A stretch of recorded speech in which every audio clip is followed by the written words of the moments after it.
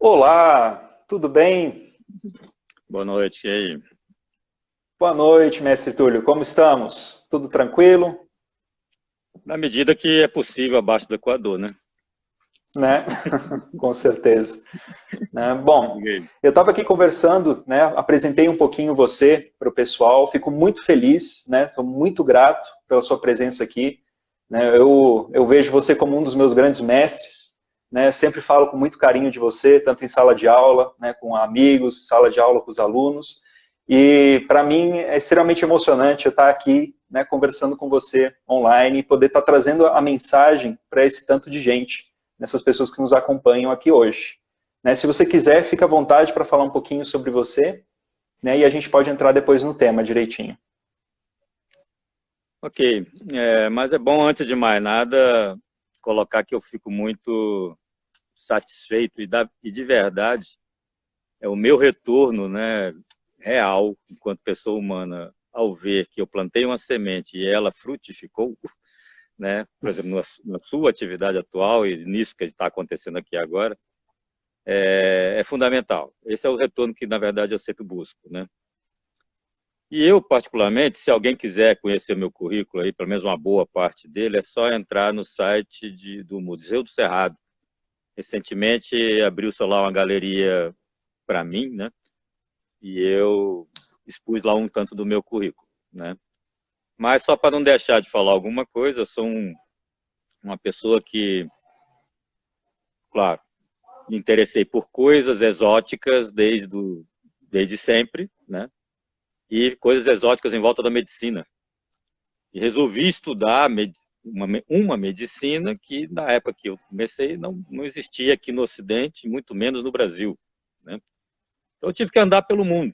E, de verdade, um tempo depois, eu pude me considerar um médico naturopata, em função das centenas de formações que eu fui acumulando, de coisas que eu fui buscando, e etc. E tudo isso dentro de um arcabouço acadêmico, né, onde eu estudei nutrição, onde eu estudei química, estudei educação física, estudei fisioterapia, e fiz essas formações, né, e fiz alguns cursos de especialização, e no final, 40 anos depois, o que surge é uma pessoa que trabalha com naturopatia, que é uma medicina multidisciplinar, muito longe de ser uma especialização, então acaba funcionando como uma clínica geral, que usa recursos tradicionais para fazer o processo da cura acontecer, né? E é assim que eu me entendo, é assim que eu me vejo. É isso, exatamente. Né? Muito bom. Realmente, né, a gente que acaba atuando, né, não só na parte, né, a gente não vê o ser como uma coisa, uma pequena parte, né, a gente vê ele como um todo. Isso realmente é o processo da naturopatia, né, do naturopata. E é uma baita de uma boa caminhada, uma boa responsabilidade também, né, tentar sempre antenado a tudo, né, e não só a uma pequena parte. Isso é muito bom. Muito obrigado pela apresentação, né? Mas hoje a nossa ideia, a nossa proposta de conversa é justamente falar sobre trazer a fitoterapia, né, de uma forma acessível. Por que é bom existir uma acessibilidade e um conhecimento maior por parte das pessoas, né? Que eu, pelo menos, e eu sei que a sua ideia também é essa, né? O nosso ideal, acho que bate muito, que é tentar trazer esse conhecimento para o máximo possível de pessoas, para elas estarem se auxiliando e auxiliando todos os seus entes próximos, né? Então, se você quiser conversar um pouquinho sobre a sua trajetória com a fitoterapia e essa questão da importância mesmo da fitoterapia na comum, né, cotidiana. Ok, de verdade, a fitoterapia entrou em mim, né, desde o berço.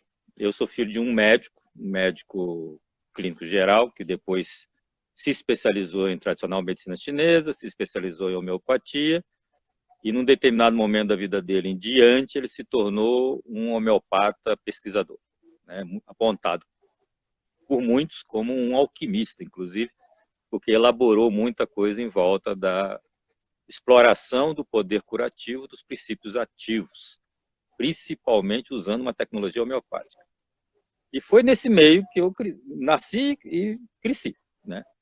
E por vários fatores, vários motivos históricos, né? Eu, desde 8 anos de idade, que é basicamente a primeira época da minha vida que eu me lembro, que já vai longe, esses 8 anos de idade, eu tive acompanhando esse médico, né, nas andanças dele aí por esse país, né? Porque ele também gostava de praticar e conhecer uma medicina exótica, então ele andou muito, né? Mas aqui dentro do Brasil, realizando coisas, inclusive. E aí, em função desse berço, não podia dar outra, né? Eu fui mais ou menos no mesmo caminho e acabei percebendo, num determinado momento, né? Aliás, tem um momento preciso, né? Teve um determinado momento da minha vida em que eu fui fazer um curso de pós-graduação em tradicional medicina chinesa em Pequim, né? E lá, obviamente, como não pode deixar de ser, a fitoterapia é uma coisa gigante dentro da medicina oriental, né? Aliás, a medicina oriental ela é baseada em 3 grandes troncos, né? A nutracêutica, ou seja, a cura pela racionalidade alimentar, a fitoterapia, que é a cura pela exploração das capacidades biológicas, dos princípios ativos das substâncias, né, in natura, e a estimuloterapia, ou seja, as várias técnicas de estimulação que o médico aplica junto ao paciente para obter resposta biológica, né? Isso é medicina oriental. Então a fitoterapia me foi apresentada lá, né, com toda aquela cibernética de pensamento oriental que é extremamente elegante, né, e madura, porque uma coisa boa que o oriental tem, que nós não temos, é memória, né? Então eles têm acesso ao pensamento de um indivíduo que não se sabe nem mais o nome, mas o pensamento dele está lá desde 3.500 anos atrás, né? Nós temos uma tecnologia médica nativa, silvícola, né? Ou seja, oriunda dos povos indígenas, que é muito mais antiga do que 3.000 anos. Mas, infelizmente, nós não temos a tal memória. Então, a gente tem uma dificuldade atualmente muito grande de acessar essa tecnologia da medicina indígena, né? Mas é possível. Tanto é que eu estou indo atrás dessa tecnologia desde sempre também. Bom, quando eles me apresentaram esse universo da fitoterapia, não foi, obviamente, o meu primeiro contato com a fitoterapia, porque eu já comentei, desde menino, estava lá acompanhando um médico que usava os princípios ativos, né, como insumo medicamentoso, e aí esse universo de possibilidades sempre ficou patente na minha vida, né, patente como uma realidade, né. Mas eu posso dizer que nesse momento específico onde eu fiz essa formação, eu pude comparar os dois pontos de vista, né? As duas maneiras de lidar com o mesmo assunto e basicamente com os mesmos princípios, porque em que pese as espécies vegetais serem distintas, os princípios ativos não são tantos assim. Eles estão em graus diferentes de concentração, em espécies diferentes, mas são basicamente a mesma meia dúzia, né? Meia dúzia entre aspas, porque essa meia dúzia é muito, muito grande. Bom, o fato é que quando eu voltei para o Brasil e mais uma vez eu reassumi, né, o meu trabalho enquanto curador, eu apliquei toda a cibernética de pensamento oriental, só que usando as nossas plantas nativas do Brasil, porque ficou patente para mim uma realidade. Fitoterapia não é uma técnica, não é só uma técnica, uma maneira de tratar pessoas, de resolver problemas, tá? Fitoterapia é uma maneira de ser, é uma maneira de olhar para tudo que está em volta de você, é uma maneira de olhar para si próprio, é uma maneira de conduzir os seus valores enquanto pessoa, é uma maneira de lidar com o objeto vivo em relação ao que pode ser considerado não vivo. O que acontece com todo mundo, e garanto que aconteceu com você, por exemplo, quando você teve a oportunidade de entrar de cabeça nesse universo? O que acontece com todo mundo que começa a perceber o valor curativo dos princípios ativos dos seres vegetais, minerais e animais? Passa a dar um valor à vida como um todo. A vida assume um aspecto de realidade, né, que vai muito além dessa experiência virtual e acadêmica e conceitual, né, conceitual acadêmica, que a maior parte das pessoas tem por formação. Porque é muito diferente, mas muito, muito diferente você obter uma informação ou experimentar uma vivência. Por isso mesmo, né, cursos e formações médicas deveriam ser 80% vivenciais e não pedagógicos dentro de uma sala de aula, coisa que vale, né? Então, por isso mesmo, eu fui andar no mundo, né? Ao sentir esse processo, é que aí sim eu afirmei a minha estratégia de estar me formando enquanto um curador, né? Eu tive que ir atrás das pessoas e viver com elas a medicina delas e colher as experiências e viver as experiências, etc., para que isso entrasse dentro de mim e começasse a fazer parte do meu mundo, né? Isso para o bem ou para o não bem, né, me transformou no que eu sou, né? Claro, uma pessoa que tem defeitos e qualidades, mas que fundamentalmente algo a favor que pode ser dito de mim é que eu sou um respeitador da vida, né? Então a fitoterapia foi entrando no meu modo de ser e eu fui me formando enquanto pessoa, foi estruturando o meu olhar para com a realidade e atualmente ela é o carro-chefe de toda a medicina que eu pratico, né? Não que eu não use outros recursos para estar lidando com as pessoas em processo de adoecimento, mas para mim é impensável abordar um caso clínico sem pensar em tratá-lo, em colocá-lo, essa pessoa, dentro do universo da fitoterapia. E colocar essa pessoa dentro do universo da fitoterapia significa o quê? Ensinar ela um outro método de vida. Tá? Porque se você for pensar bem, de verdade, à medida que você entende o universo da fitoterapia, como todas aquelas relações que o ser vivente estabelece com tudo que está em volta dele, nós estamos praticando fitoterapia todo santo dia, de maneira multidimensional. Quando nos banhamos, estamos lá lidando com a água. É um elemento fitoterápico. Vamos colocar aqui logo, né, tecnicamente falando, que fitoterapia é uma palavra que extrapolou muito o universo das espécies vegetais, né? No mínimo, se não mais, de acordo com a crença de cada um e com a capacidade de entendimento de cada um, nós temos 3 reinos aí explorados maciçamente, exaustivamente dentro da fitoterapia, que é o reino vegetal, o reino animal e o reino mineral. Então, de verdade, tudo que te estimula, com tudo que você toca, tudo que você tem, com tudo que você se relaciona no período de um dia da sua vida e todos os dias da sua vida, vai te fazer bem ou vai te irritar. Vai te nutrir ou vai te intoxicar. E coisas desse tipo. Então, o banho, desde o banho que você toma, passando pelo café da manhã, passando pelo tipo de tecido que você seleciona para escolher uma roupa, né? E aí indo ao ambiente no qual você vai trabalhar, ou no ambiente no qual você vai estar, né, ao longo do seu dia. E etc, etc, etc. Você estará sempre sendo estimulado fitoterapicamente por todos esses materiais, minerais, animais ou vegetais. E bom para aqueles que se propõem um método de vida onde o reino vegetal predomina, tá? Por quê? Porque dentro desses 3 reinos, o mais próximo vibratoriamente, bioenergeticamente do ser vivente é o vegetal. Aí alguém pode até estranhar isso, mas peraí, nós não somos animais? Então, em tese, o mundo animal não é aquele do qual a gente poderia estar se beneficiando mais por proximidade vibratória? Não. Né? Por quê? Porque as plantas estão colocadas dentro dessa cadeia de troca vital como elemento central. Os seres vegetais, eles tanto progridem com a sua vitalidade para o reino animal, quanto progridem com a vitalidade deles para o reino mineral. Então, eles têm uma capacidade plástica, né, os princípios, vamos colocar aqui, inclusive, uma fala eminentemente técnica, né?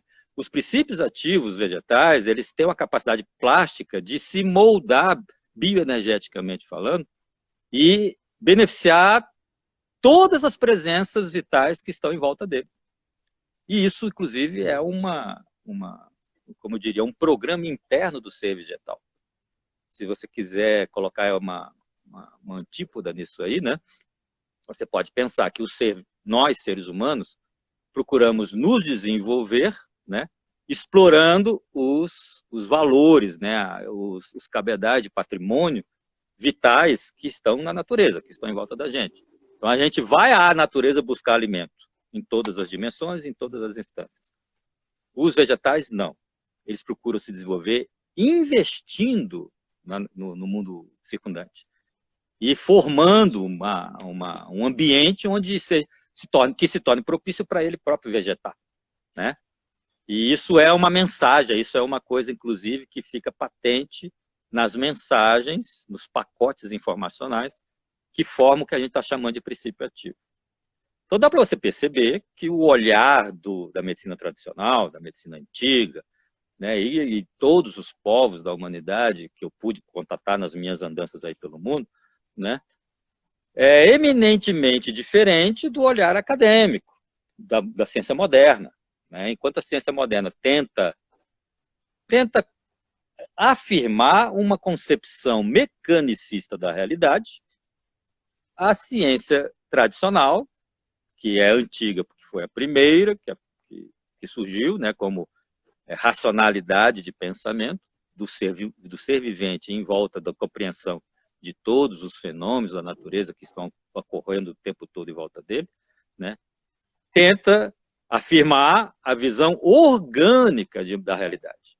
Então fica o mecanicismo versus o organicismo, né, tratando e utilizando os mesmos princípios.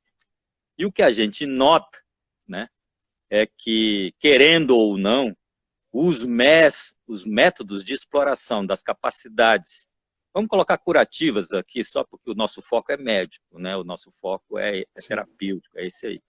Mas, de verdade, outros focos, né, por exemplo, os focos psicossociais, são de extrema importância nesse processo. Mas, enfim, né, a gente percebe que a medicina que surge, né, da visão organicista, ela é muito mais coerente, muito mais, como eu diria, palatável para o que é vivo, do que a medicina mecanicista. E isso não é uma postura de demonização da medicina moderna, nem do médico moderno, nem da indústria da medicina. Enfim, embora isso até possa ser colocado em pauta e discutido, o mérito, né, dessa realidade que a medicina construiu para si mesma, né, a medicina moderna. Mas o que a gente nota é que um curador tradicional trabalhando, ele alcança curas muito mais consistentes e muito mais coerentes do que um curador moderno, dentro da visão mecanicista, trabalhando consegue. E isso é só fruto inegável, inquestionável, da abordagem, da maneira como a gente pensa o processo de adoecimento e o processo de cura, que é eminentemente diferente. Não é? Exatamente. Né? Exatamente. É a mesma visão, né? Perfeito. Né? Realmente, você falando até, vou voltar um pouquinho, você falando sobre o reino vegetal, né? Todas as culturas antigas até mesmo viam o mundo vegetal como uma ponte entre os mundos, né? Você para avaliar a Yggdrasil, né? Uma árvore que traz a ideia dos mundos minerais, né? Organicistas vivos, né? Então isso é interessante, muito bom. E realmente, a colocação da medicina, né? Eu também sou filho de médico, né? Meu pai é alopata, é ginecologista obstetra, e agora ele está entrando na parte ortomolecular, né? Então, de um tempo para cá, ele vem estudando a parte ortomolecular. Uma coisa que até me acrescentou muito, né? Por causa dos debates que eu tive com ele, né? Dos livros que eu acabei até roubando da biblioteca dele, né? E... Bom, e assim, e é interessante você observar que agora existe um novo caminhar da medicina, né? Dessa medicina ocidental, dessa medicina alopática.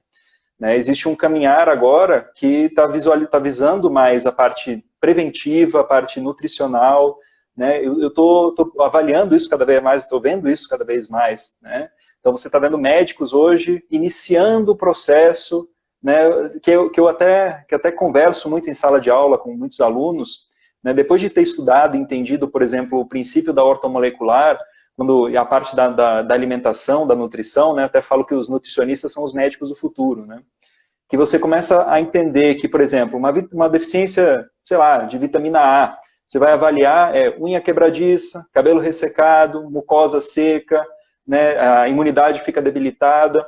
E aí você vai ver isso dentro de uma medicina oriental, né, você tem sintomas característicos desse, né, que trazem a ideia de uma patologia mesmo, que é a deficiência de sangue de fígado, por exemplo. Né? Então, e você para avaliar que para você nutrir sangue de fígado, você vai precisar de alimentos que contenham vitamina A na medicina ocidental, né, que tem aquela coisa do beta-caroteno. É fantástico a gente ver que recém agora, né, parece que a medicina está caminhando para um lado, né, mais próximo do que seria a medicina oriental.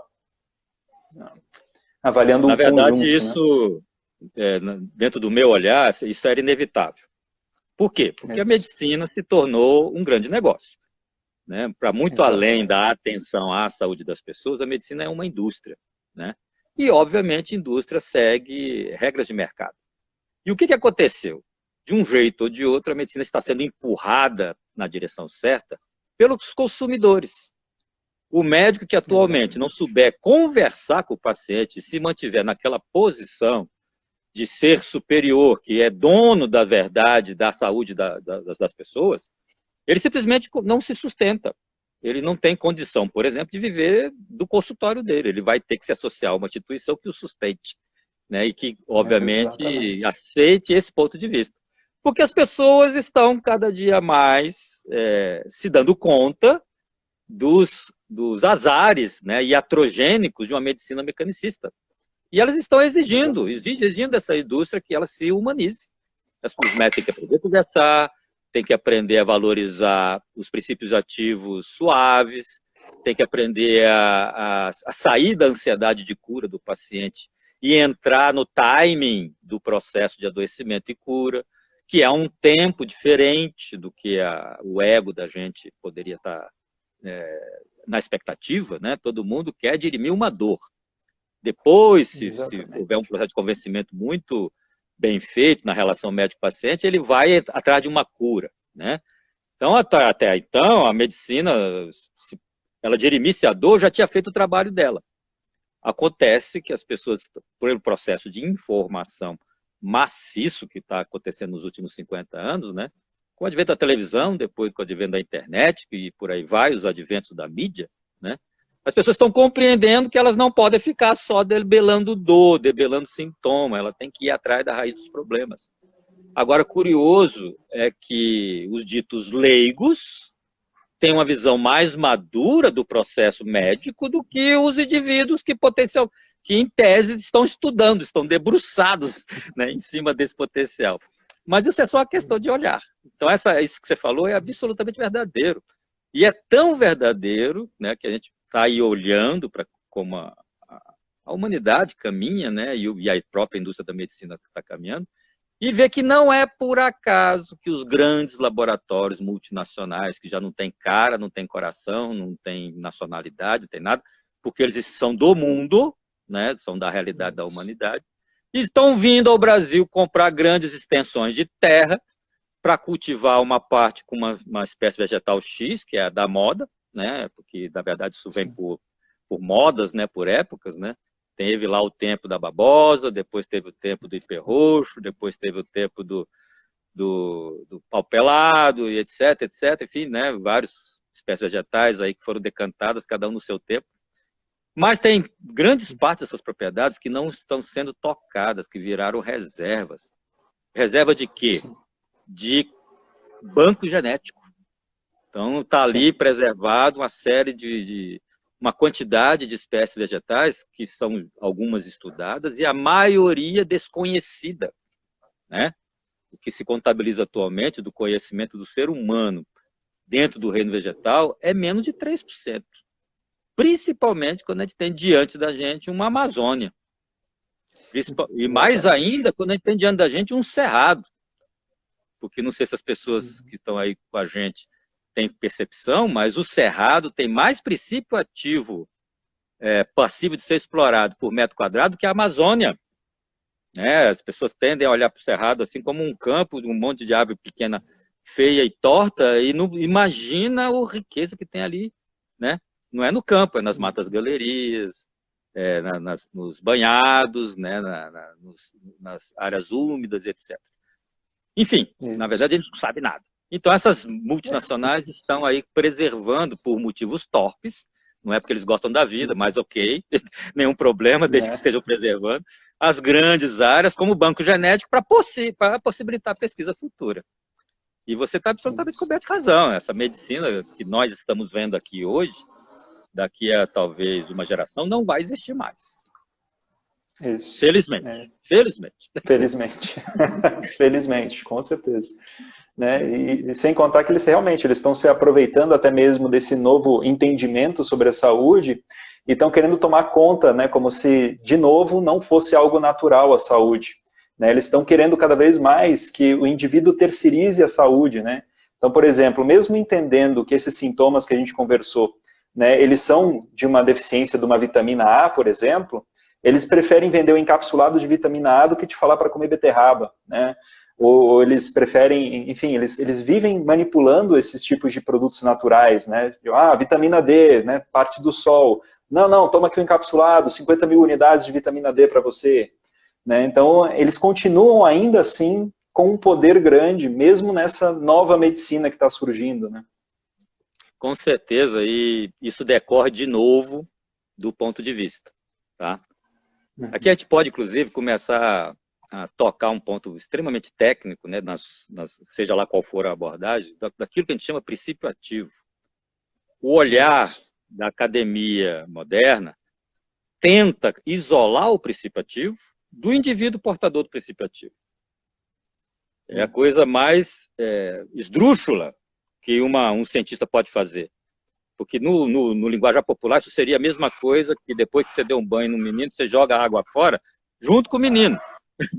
Né? Ou seja, você quando pega uma espécie vegetal e isola a vitamina X, o óleo essencial Y, a proteína tal, o açúcar Z, você perdeu o que a gente chama de princípio ativo, que é característica do indivíduo e não da parte do indivíduo, que é a visão tradicional.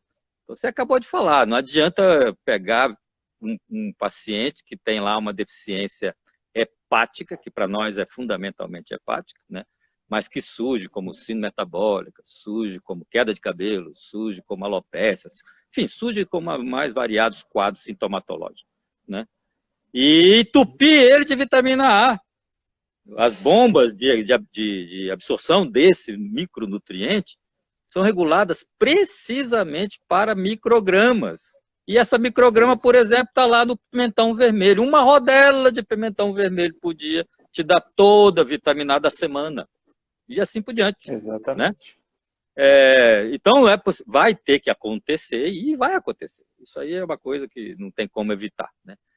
Vai acontecer que a academia vai acabar compreendendo que para obter efeito curativo,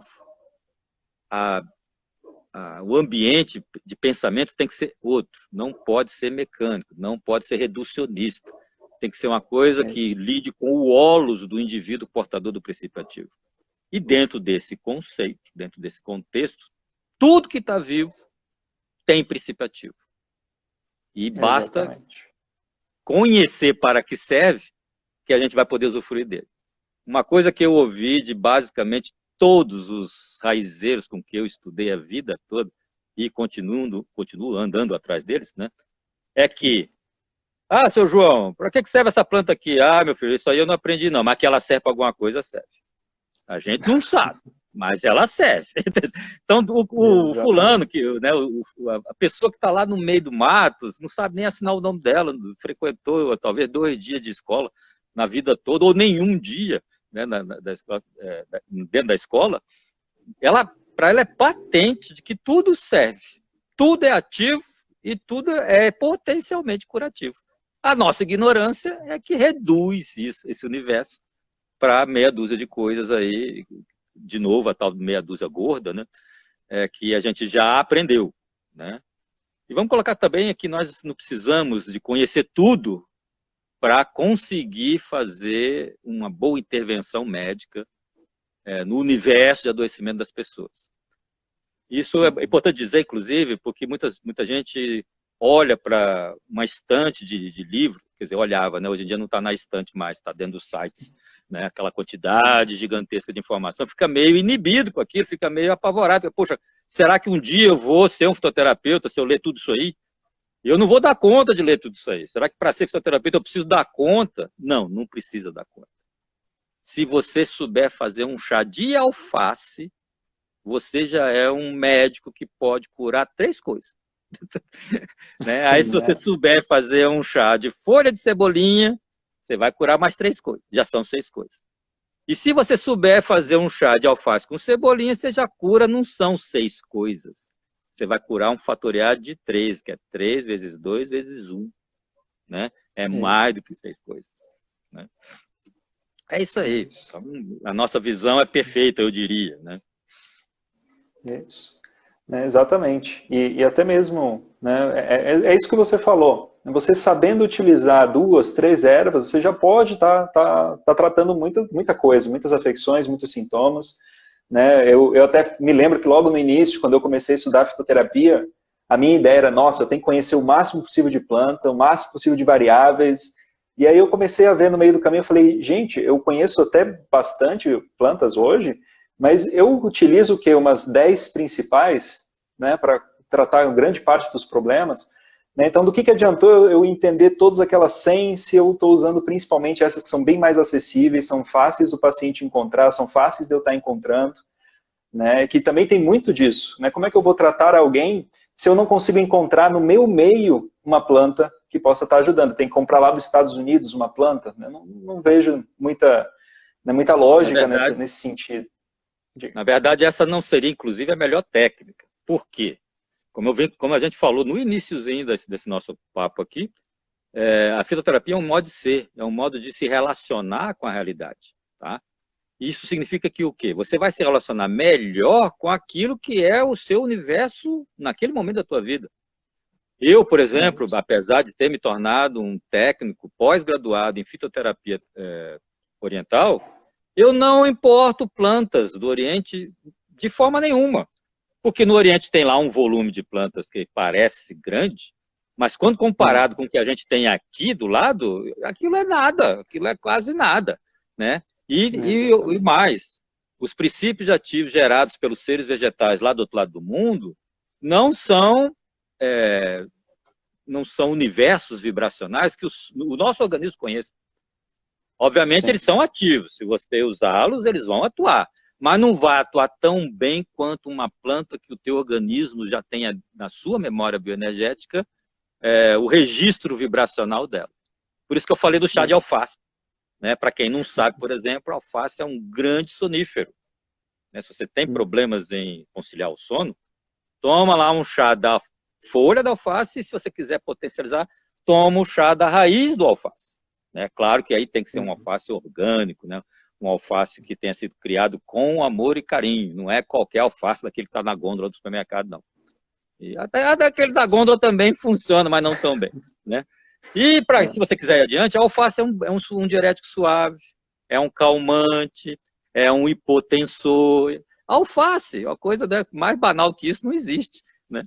E por aí vai. Por que isso é tão potente? Por que isso cumpre tantas funções? Porque você come e planta e consome um pacote informacional que acontece no mesmo ambiente que é o seu. Isso aproxima o ser humano do ser vegetal. Isso cria coerências metabólicas, né? De tal forma que o mesmo alface, que se for cultivado lá nos Estados Unidos e importado, ele já não vai atuar de maneira medicamentosa tão bem quanto o alface que você botou a mão na horta e produziu. Tá? É claro que essa coisa de ter uma horta não é para todo mundo, né? Infelizmente. Deveria ser, né? Era uma praxis do passado, mas atualmente a solução de vida das pessoas não permite mais isso.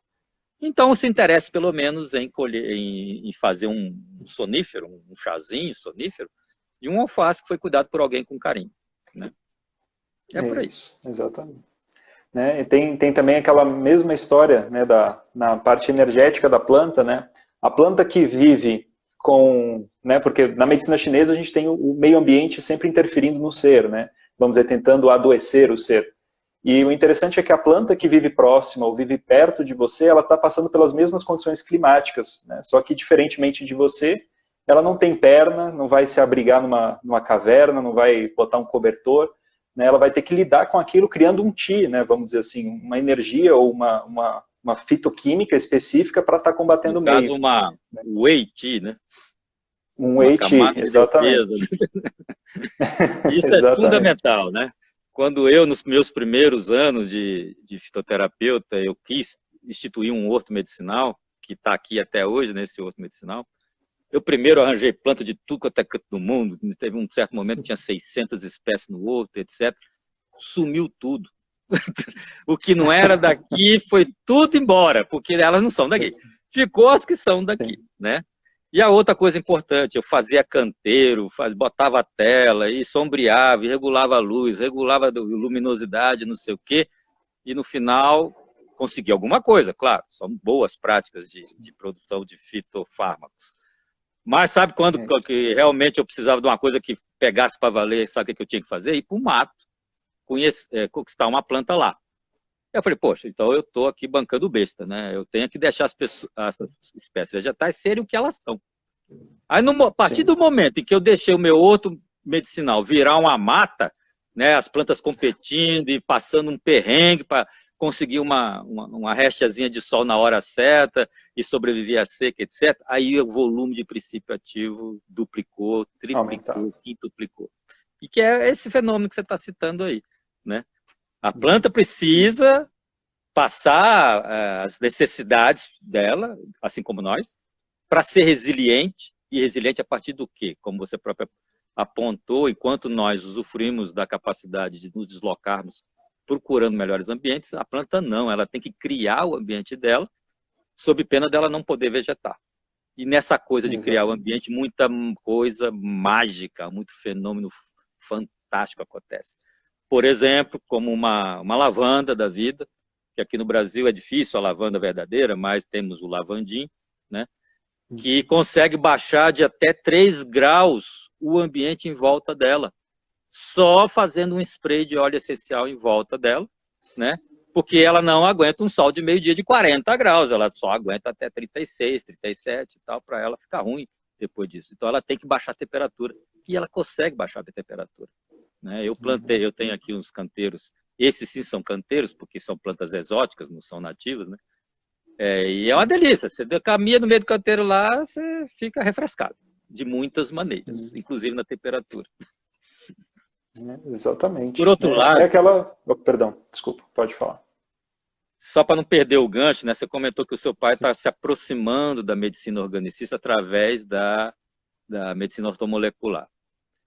É um super passo, ou seja, ele está se aprontando para mudar de perspectiva, né? Está se aprontando para os paradigmas, né, técnicos e de crença dele, né, evoluírem.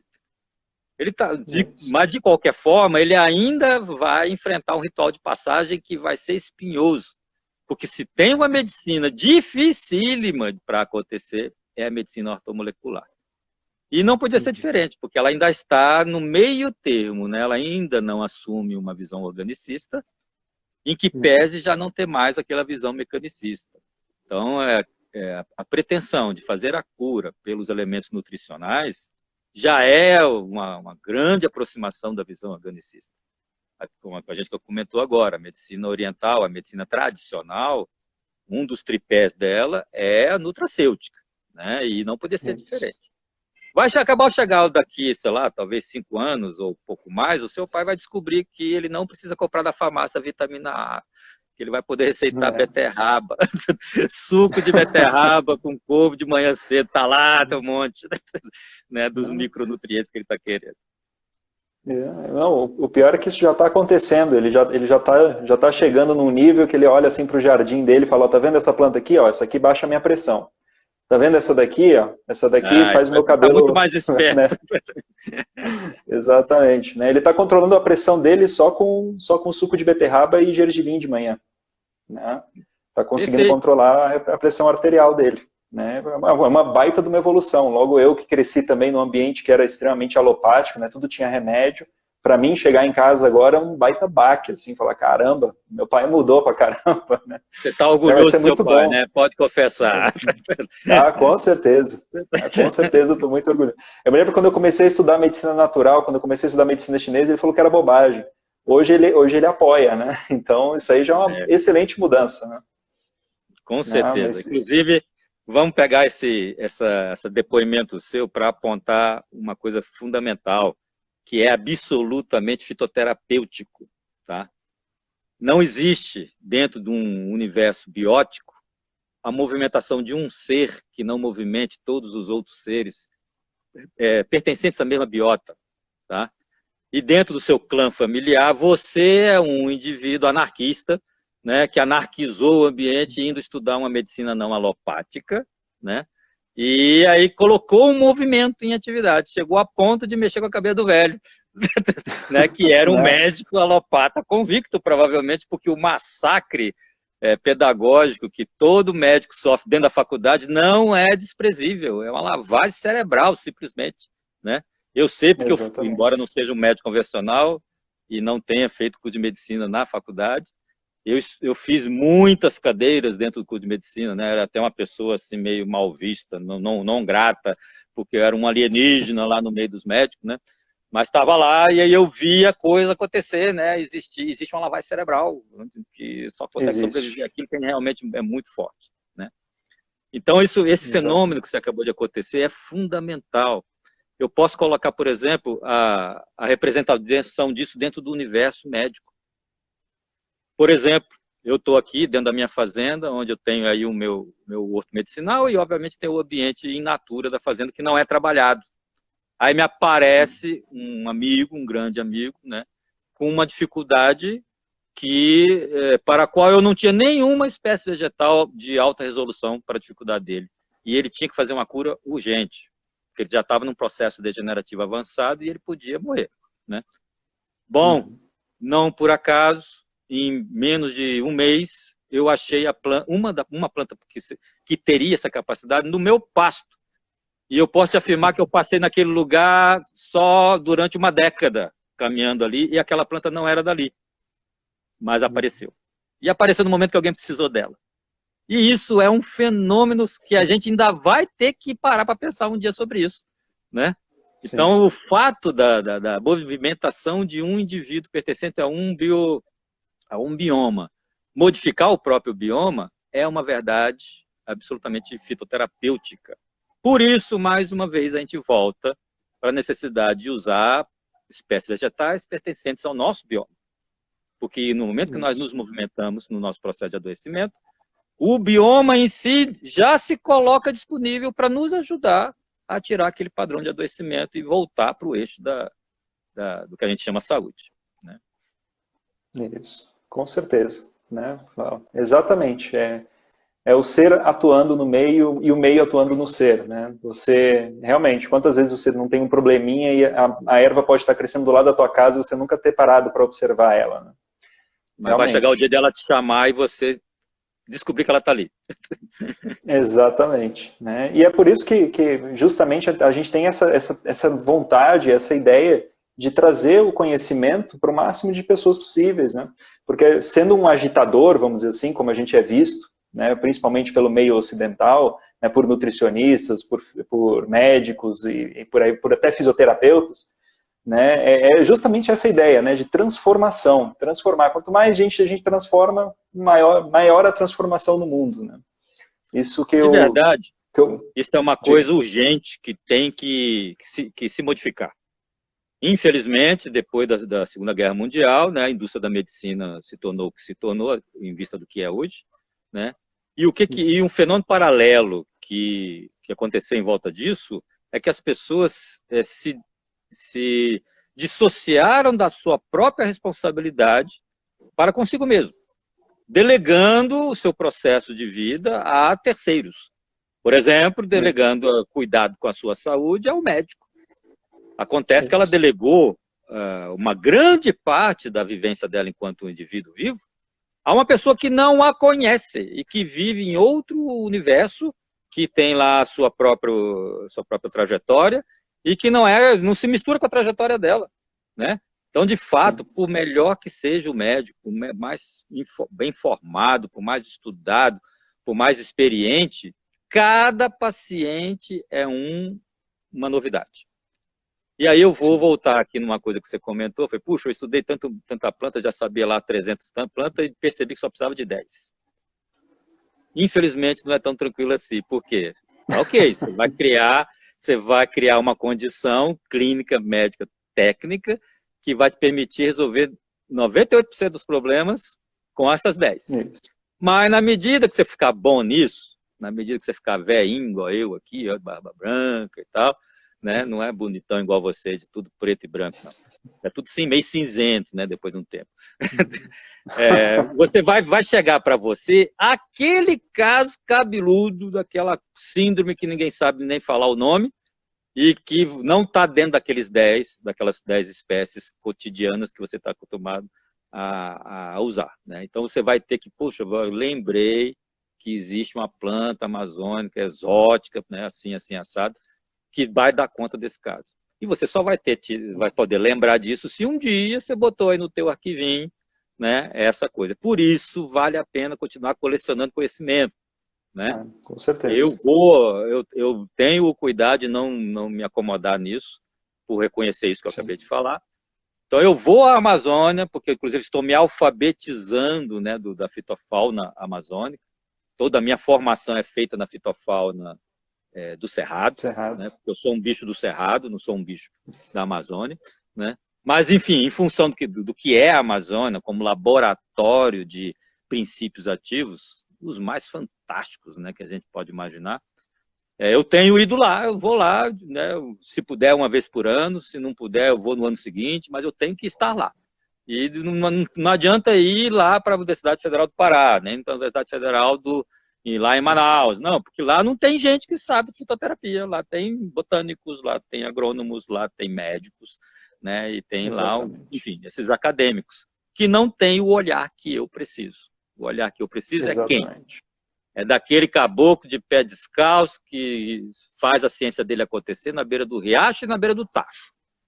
É esse Exatamente. Cara que vai ensinar para a gente o que a gente precisa em termos de como acessar o poder curativo dos princípios biologicamente ativos. Isso, com certeza, com certeza. Não, realmente, né, a parte do estudo nunca termina, né? Eu fico muito feliz, né, que você me falando que até hoje você continua estudando, isso para mim é um incentivo, isso não é algo ruim, né? Quer dizer que cada vez mais a gente tem coisa para descobrir, né, nesse planeta. Não vai parar, aí. Não vai parar, essa aí é a realidade. Não tem fim, na verdade não tem fim, só tem começos. Só tem começos. Exatamente. E eu quero, inclusive, né, antes que o nosso tempo se esgote, convidar as pessoas, tá, para sair da zona de conforto e irem de encontro a esse conhecimento. Isso aí não é uma questão para médicos, não é uma questão para mim, enquanto naturopata, ou para você, enquanto fisioterapeuta e, eventualmente, um médico tradicional, né? Isso aí é para todos. A medicina tradicional é aquela medicina que está democratizada para todos e não custa, eventualmente, nenhum centavo. Não adianta a gente ter um potencial de cura que foi sintetizado num laboratório lá na Alemanha e que custa $1 milhão. Isso aí não é medicina, embora exista, porque não vai estar acessível para 99% da humanidade. Ao par do que, por exemplo, um princípio anticancerígeno de potencial resolutivo absoluto, tipo o lapachol, é encontrado numa ave endêmica do Brasil chamada ipê-roxo, né? E encontrado, inclusive, em outros, né? Em outras espécies vegetais. Então, as pessoas precisam voltar a beber dessa fonte, né? E vamos colocar, inclusive, isso do ponto de vista ecológico, que é uma coisa maior ainda do que a medicina, né? A Amazônia e todo o universo do bioma do Cerrado só será salvo no momento que a humanidade que mora no Cerrado valorizar esse bioma. E está aí, se você não conhece as plantas, pelo nome, você não tem como valorizar ela. Você vai caminhar, passar com um carro em cima e nada vai acontecer em termos de proteção daquilo. Né? Então vamos lá, vamos fazer o nosso trabalho e vamos estar o tempo todo colocando as pessoas diante desse valor. Com certeza, com certeza. Bom, nosso tempo está se esgotando, Túlio. A gente poderia ficar aqui escutando você a noite toda, né? Porque é sempre incrível, você sempre traz umas novas perspectivas, novos pontos de vista, que eu admiro muito, né? Eu também busco, estar tentando sempre mudar o meu ponto de vista em cima dessas questões, né, da área de saúde e tudo mais. E eu agradeço muito, né, você estar aqui hoje para compartilhar esse conhecimento com a gente, né? Muito obrigado aí por até mesmo confiar em mim para estar trazendo você aqui, né? Fico muito feliz, fico muito lisonjeado com isso. Na verdade, quem tem que agradecer sou eu, né? Porque eu sou um tecnofóbico que provavelmente cairia no esquecimento, nas brumas do tempo, se os meus alunos não se lembrassem de mim. Né? Então, eu que tenho que agradecer a oportunidade de estar aí ainda colocando o meu olhar, né, para democratizar para as pessoas, porque é importante. Tá? Parabéns pelo seu trabalho. Muito obrigado, Túlio. Isso é muito importante para mim também. Né? Reconhecimento do mestre é sempre muito bem-vindo.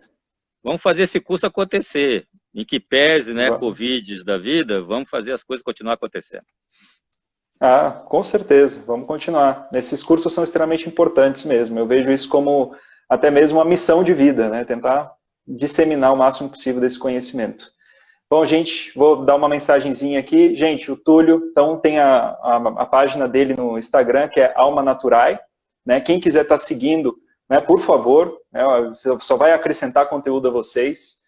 É bom que vocês também vão ficar espertos aí para os próximos cursos, né, que vão ser dados pós-pandemia, né, porque assim como eu imagino que o Túlio também não vai parar, né, Túlio é um cara que está sempre em atividade, sempre fazendo coisa, né, isso eu admiro muito também. E, gente, muito obrigado por estar presente, né, mais uma vez, muito obrigado, Túlio, uma excelente noite para você, um excelente final de semana para sua família também, e, bom, é isso. Falou. Um abração para todo mundo. Tchau, tchau. Um abraço. Tchau, tchau.